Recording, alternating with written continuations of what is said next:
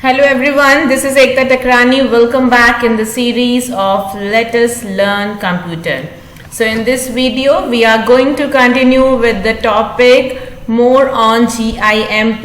In the previous video of this computer series, I have told you about different options in GIMP. So here we are going to learn more advanced features of GIMP. So let us start with the first topic, first feature we can say, that is creating a brush tip.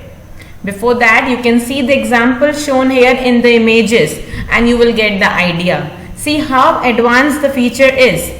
Before I told you that we can use the fill color option and all. Now here you can have your own brush as per your imagination. You can create your own brush by using different patterns. Let us see how you can do this. First thing what you have to do is you have to select a range that you want to make the brush head. Means this area, a particular print area or any texture you want to you have to select. Okay, then you have to just click edit, paste as new brush. You have to take this selection as a new brush. So this is the first step you will do. That time what will come, this box will appear and you have to save this as my brush. It will ask you to save the file as my brush and just click on OK. And after that you can try using this brush. Here you can see the brush tool is working. We are drawing with using the brush tool and it is coming in the printed form. Both these textures which you have selected now are acting as a brush. See, interesting, right? So this is the first option we have learned, how we can create our own brush. Okay, it is copied as a brush and now the text will appear in the form of the pattern you selected. Okay, we can make different borders and all with the help of this option. Now the next option is creating a new pattern. New pattern, you can design your own pattern. Like here different patterns were available and here what is done, I told you before, here a rectangular shape was selected. 4 shapes were selected and they were filled with a bucket fill option. Different patterns were filled. That we have learnt before. Now what we are going to see, we can mix these patterns. We can have our own new design by mixing these patterns. See how you can do this. The first step is you have to select the area which you want as a new pattern. Then you have to paste this selection. This selection you have to paste as new pattern. This pattern already is selected. You have to paste this as a new pattern. When you will do this, what will happen? A new pattern dialog box will open. Here you can see a dialog box. Here the dialog box is open and you have to give the name, my pattern. Any name you can give to your own pattern designed by you. Just click on OK. Okay, next is select the bucket fill tool. We are doing this bucket fill tool. You remember we are filling the patterns in anything. We are filling the colors. So you can use this bucket fill option. Okay, you can choose the pattern which you have made. It is already saved now. Then you have to click inside the image. Here you can see the image. You have to click inside the image and you have to fill the pattern. What will be filled? The pattern you have made. Your own pattern will be filled here. Here what is done? 2 different patterns are added by doing the same 5 steps. All these steps you can follow and you can design your own pattern.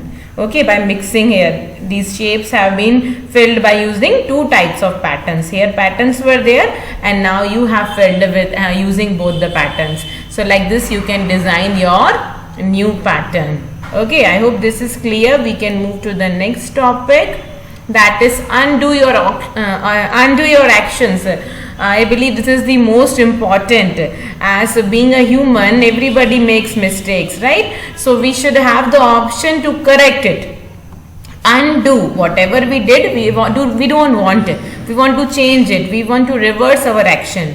And it happens whenever, suppose you applied a color, something you have applied and the image, what the output came, you don't like it. Before it was looking good, but after filling the color it is not looking good. Now you want to change it. What you will do? You want to go back to the previous status.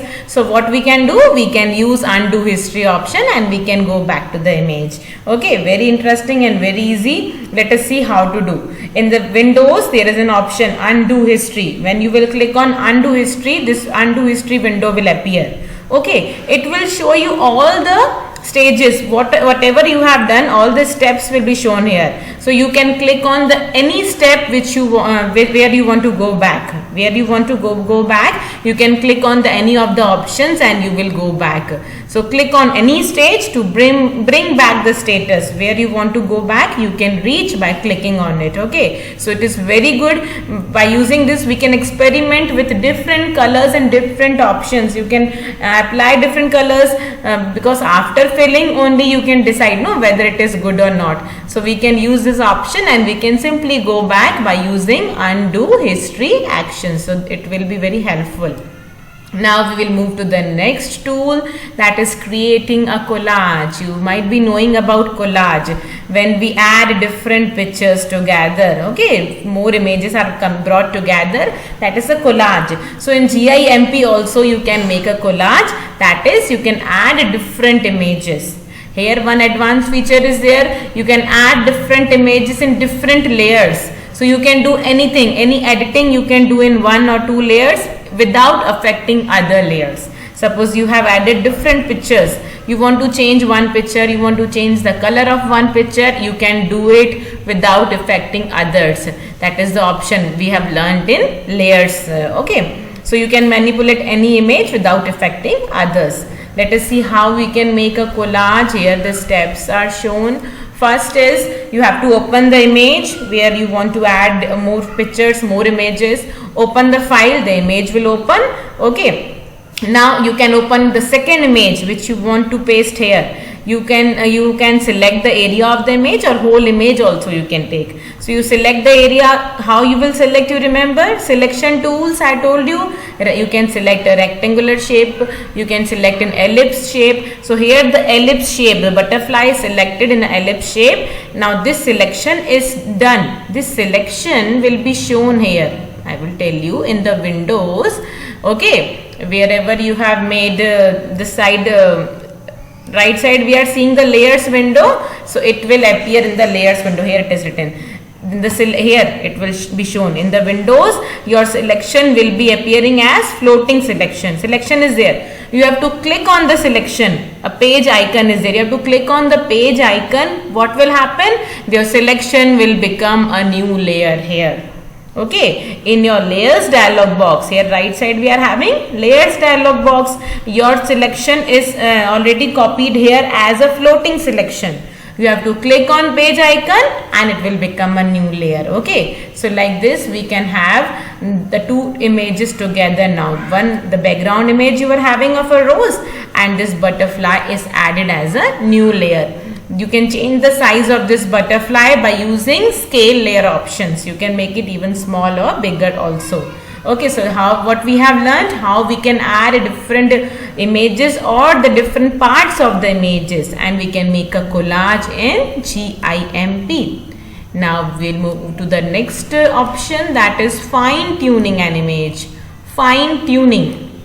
What you understand by this? You are tuning the image, you are making changes in the image, you are making it more fine.